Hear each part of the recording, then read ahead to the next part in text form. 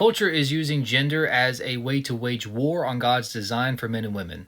A culture that rejects God's order weakens families, the church, and society in general. First, strong, godly men are essential for the church. Scripture calls men to lead with wisdom, protect with strength, and serve with humility. 1 Corinthians 16:13 and Ephesians 5:25. But modern culture either shames masculinity or turns it into such a ridiculous caricature of toxicity that nobody wants anything to do with it. That argument is using a straw man, not a godly man. But both of these ideas distort God's intention for men. And if you look at any weak or corrupt church, they are following weak or corrupt men. Second, biblical femininity is not feminism. A lot of guys reacting against culture try to bring back masculinity, but they do it in a way that objectifies women, idolizes power and material success, and turns strength into a means of gratifying your desires. Likewise, feminism often equates freedom with rebellion, rejecting the beauty of godly submission and nurturing strength, leaving them in the responsibility of filling a man's role instead of just being a woman. Both extremes, which are self-serving and prideful, miss God's design.